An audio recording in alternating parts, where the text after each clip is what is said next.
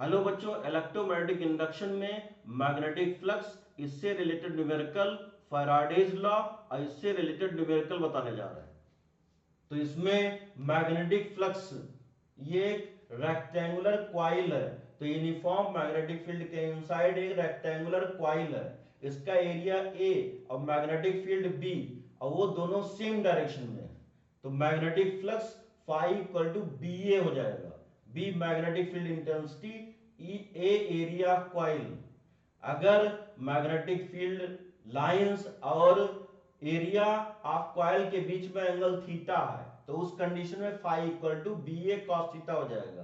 Phi equal to scalar product of two vectors, magnetic field intensity B vector and area of coil A vector, when the field is non uniform.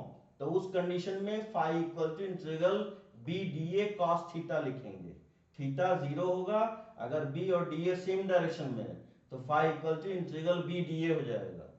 इसका ऐसा unit weber होता है, और 1 weber equal to tesla metre square. Magnetic field, magnetic flux is a scalar quantity. तो calculate the magnetic flux linked with the loop in the following situation. ये कोई infinity long straight wire है, इसमें current flow रही है आई, इसके पास में एक स्क्वायर लूप है, ये कंडक्टिंग लूप है, इसका लेंथ एल है। तो यहां से ए डिस्टेंस पर लूप है, तो इसमें मैग्नेटिक फ्लक्स फाइंड करना।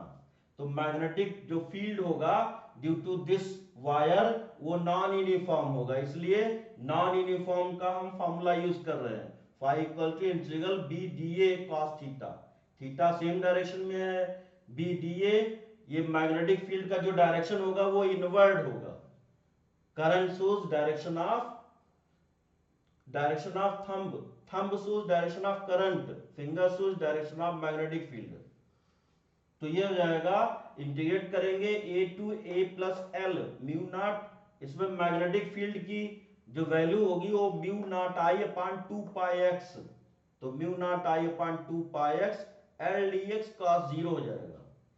तो म्यू नॉट आई अपान 2 पाई, ये पाई एल ये बाहर हो जाएगा, mu naught I l upon 2 pi एक कांस्टेंट है, a to a plus l d x by x. तो इसका जो इसकी वैल्यू होगी mu naught I l upon 2 pi log base e, log x base e इसका फॉर्मूला होगा। तो इसको एल एन एक्स भी लिख सकते हैं, a to a plus l इसका लिमिट है, लिमिट वैल्यू पुट करेंगे तो log x base e a plus l minus a, तो इसको लिख सकते हैं log a plus l upon a लिख सकते हैं। तो magnetic flux phi equal to mu naught I l upon 2 pi l n a plus l upon a लिख सकते हैं।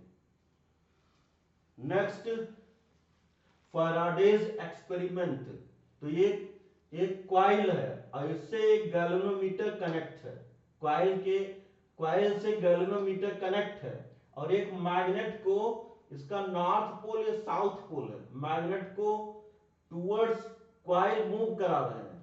तो magnet move at faster rate, तो इसमें डिफ्लेक्शन मोर होगा गैल्वेनोमीटर में, इसमें इंड्यूस करंट फ्लो होगी।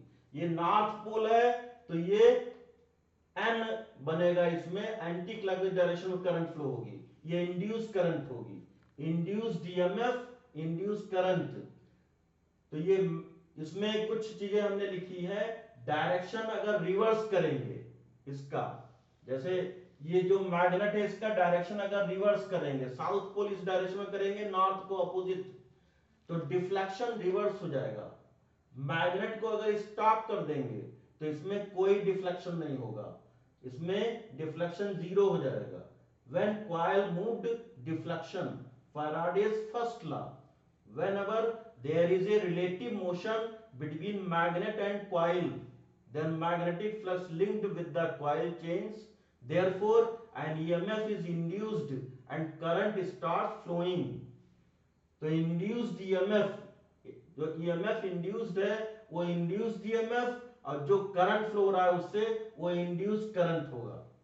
फैराडे सेकंड लॉ, तो EMF minus n d phi by d t is directly proportional to EMF. EMF E equal to minus n d phi by dt, n number of turns, E induced EMF और phi flux. Minus sign indicates the direction of induced EMF, तो ये Lenz law होता है। ये flux में जो change होता है उसकी वजह से इंड्यूस्ड EMF प्रोड्यूस होता है और वो उसी का अपोज करता है, तो ये लेंज लॉ है। ऐसे रिलेटेड एक न्यूमेरिकल है, phi equal to 5t² plus 4t plus 3, तो EMF equal to minus d phi by dt। इसको, ये इंस्टेंटेनियस EMF है, इसको t के रेस्पेक्ट में डिफरेंशिएट कर देंगे, तो minus 10t plus 4 t equal to 1 second put करेंगे, तो EMF at t equal to 1 second equal to minus 14 हो जाएगा। तो ये हो जाएगा आपका मैग्नीट्यूड, इसका वैल्यू हो जाएगा E इक्वल टू 14 वोल्ट हो जाएगा। ये आंसर होगा। Thank you.